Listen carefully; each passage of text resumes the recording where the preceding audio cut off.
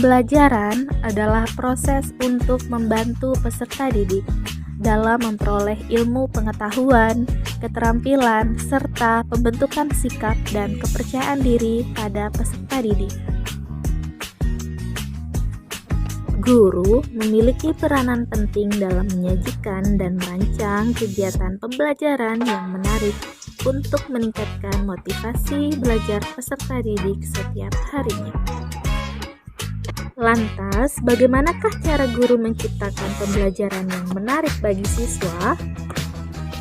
Saya, Ekin Lestari, akan menampilkan video PPL Aksi 3 di kelas 8 dengan model saintifik dan dibantu dengan media tablet dan Kahoot. Langsung saja yuk kita lihat. Assalamualaikum warahmatullahi wabarakatuh.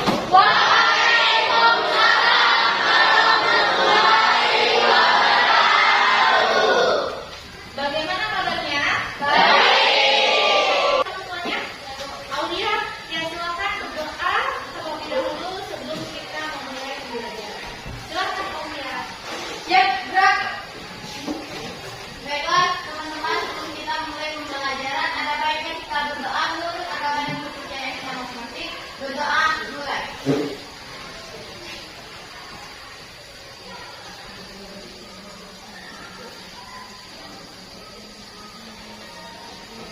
Berdoa selesai.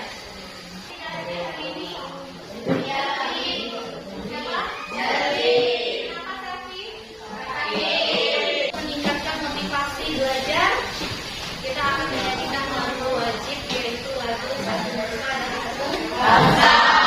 Silakan berdiri semua.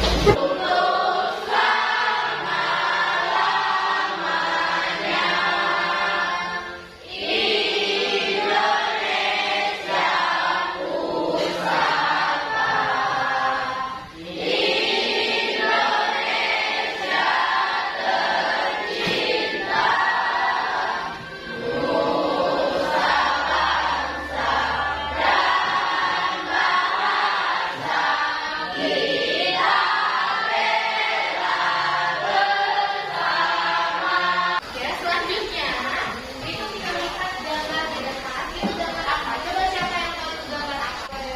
Ketua Dewan atau Ketua DPR ya, Dewan Perwakilan Rakyat. Kita bisa lihat di gambar di depan itu terlihat Puan Maharani dan juga melakukan mikrofon. Hubungan gambar di samping dengan materi pembelajaran hari ini. Saya nggak tahu. Coba Ariski, apa hubungannya gambar di samping itu dengan pembelajaran kita hari ini? Gambar di depan itu Puan Maharani yang merupakan Ketua DPR, dan hubungan dengan pembelajaran hari ini adalah karena DPR atau Dewan Perwakilan Rakyat merupakan salah satu lembaga Indonesia yang gambar pemilihan ketua dan wakil ketua OSIS. Ya, gimana di sekolah kita ada pemilihan ketua OSIS? Siapa ketua OSIS kita sekarang? Ini seperti kartu, pilihan kartu coblosnya, jadi mau milih nomor 1 atau nomor 2. Nah, apa hubungannya OSIS dengan organisasi negara? Siapa yang tahu? Coba lihat apa hubungannya?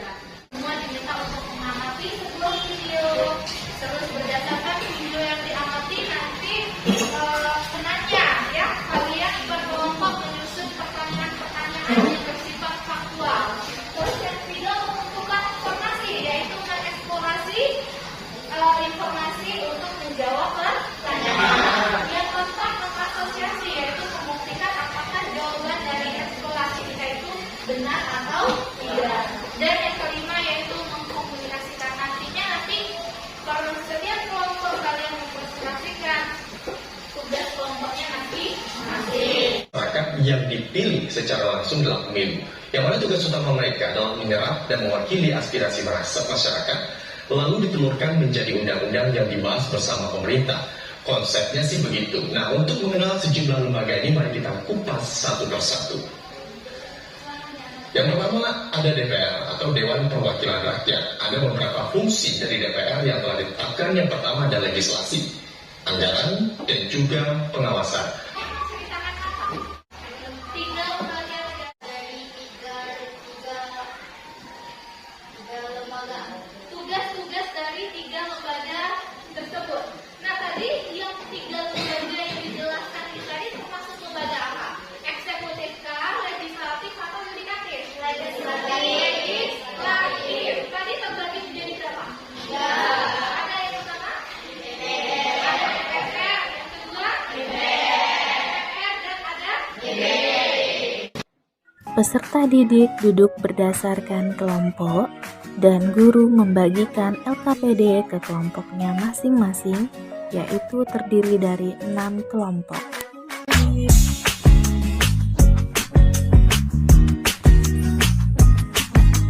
Melalui bimbingan guru, peserta didik mengajukan, menyusun, dan menuliskan pertanyaan yang bersifat faktual di LKPD yang telah diberikan oleh guru.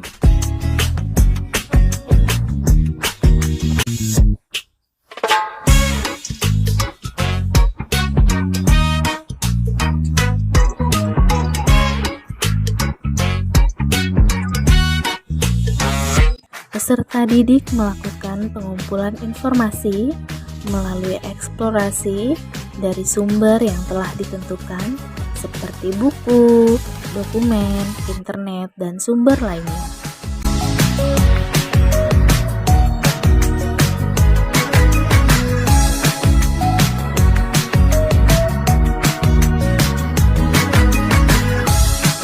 Peserta didik menganalisis dan mengumpulkan data atau informasi yang telah dikumpulkan, kemudian menuliskan jawaban dari pertanyaan yang telah dibuat di LKPD.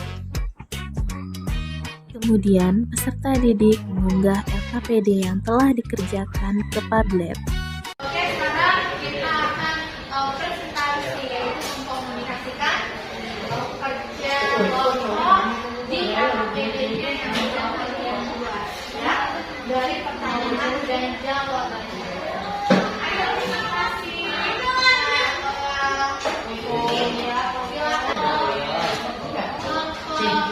Menjelaskan materi tentang lembaga penyelenggaraan negara. Soal, sebutkan jenis-jenis lembaga negara yang ada di Indonesia. Jawaban, berdasarkan fungsi dan tugasnya, lembaga negara dibagi menjadi 3, yaitu lembaga eksekutif, lembaga legislatif, dan lembaga yudikatif. Apa saja jenis-jenis lembaganya? DPR, ada DPD, ada MPR. Mengapa pemerintahan dalam melaksanakan tugasnya harus diawasi DPR? Jawabannya, ternyata sesuai dengan amanat konstitusi, DPR harus senantiasa melaksanakan fungsi pengawasan agar jalannya pemerintahan berkelanjutan koruptor, mensejahterakan segenap rakyat Indonesia. Terima kasih. Apakah ada yang ditanyakan? Saya. Setelah menghindari kemungkinan adanya terjadinya penyalahgunaan atau penyimpangan, baik yang bersifat anggaran, budgeting, atau progres yang aman dan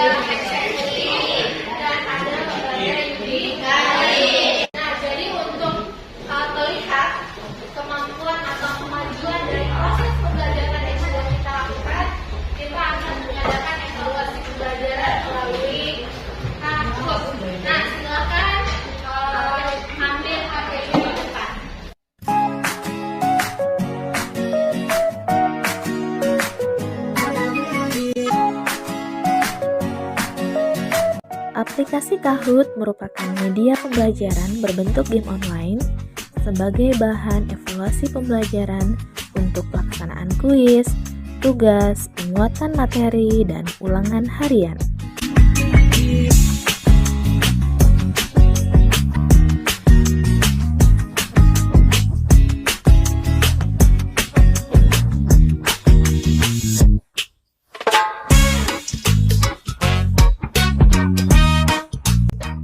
Dalam penggunaan aplikasi Kahoot, dapat membuat anak tertarik dan membuat pembelajaran lebih menyenangkan.